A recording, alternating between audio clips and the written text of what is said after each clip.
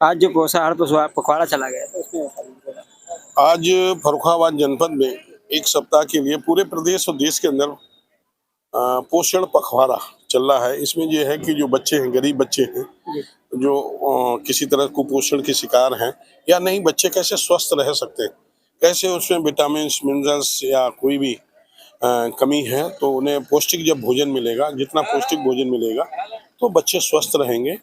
और जो स्वस्थ बच्चे होंगे तो स्वस्थ मस्तिष्क भी होगा। स्वच्छ भोजन से ही स्वस्थ मस्तिष्क का भी निर्माण होता है।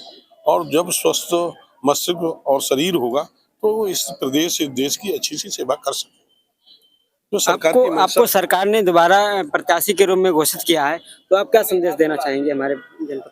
हम यही संदेश देना चाहते हैं कि फर्रुखाबाद के लोगों की पहले भी सेवा की है मैंने 10 वर्ष तक, और किसी का कभी कोई नुकसान नहीं किया। इस जनपद के चौमुखी विकास के लिए इस फर्रुखाबाद जनपद में राष्ट्रीय राजमार्ग से हमने जोड़ा। फर्रुखाबाद जनपद में ओवर भी दो बनवाए, चाचा स्वीकृत कराए, और मैं कह सकता हूँ कि फर्रुखाबाद जनपद को बिजली में आत्मनिर्भर बनाने का हमने काम किया।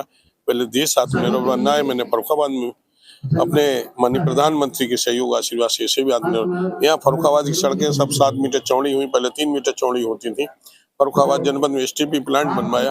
फर्रुखाबाद जनपद में हम लोगों ने हर गांव में विद्युतीकरण और बंच केबलें डलवाई। हर गांव में हम लोगों ने सड़कें जोड़ने का काम किया।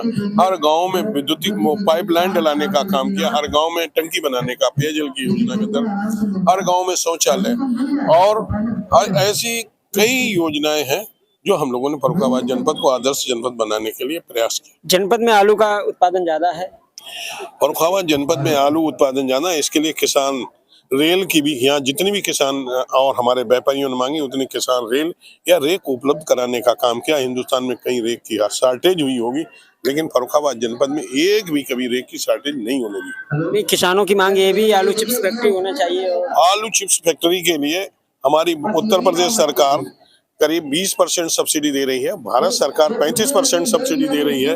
तो हम कह रहे हैं कोई भी उद्योगपति आए, बाहर निकले, चिप्स फैक्ट्री लगाए। 55-60% भारत सरकार सब्सिडी दे रही है, मात्र 30 से 35% ही पैसा लोगों को अपनी जेब से लगाना। किसानों की ये भी मांग है, जनपद में कृषि महाविद्यालय एक भी जनपद में नहीं है। फर्रुखाबाद में महाविद्यालय तो वहीं पर होता है, कृषि महाविद्यालय अपने यहाँ कानपुर में है। और मैं चाहता हूँ कि फर्रुखाबाद जनपद में भी आगे चल के कोई देखेंगे, रैंक होगा तो होगी, तो उसके हिसाब से देखेंगे, उसमें देखनी फैजिबिलिटी देखनी पड़ती है। गंगा पार में 3 माह तक बाढ़ का पानी रहा है, जिससे फसल नुकसान हुआ। प्रधानमंत्री फसल बीमा भी चल रही है, मगर उससे किसानों को लाभ नहीं मिल रहा है। क्यों नहीं, किसान जो प्रधानमंत्री फसल बीमा योजना के अंतर्गत लाभ पूरा मिला है।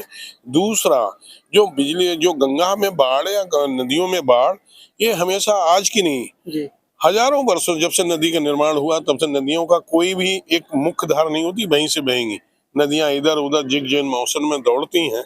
और बाढ़ में कोई सीमाएं नहीं होती, कभी इधर गंगा जी इधर चलती है, कभी उधर चलती। वो जल को किसी ने कभी बांध नहीं पाया, और जल को बांधना भी नहीं चाहिए। और अविरल गंगा बहे, यही है। उसके लिए लोगों को राहत हमारी सरकार पूरी देती है। जब बाढ़ आई तो लोगों के लिए खाना, नाव, किसी को कोई कैजुअल्टी नहीं होने दी, और जो कैजुअल्टी कहीं हुई भी तो उसकी अनुदान भी, उनकी मदद भी की। Thank you.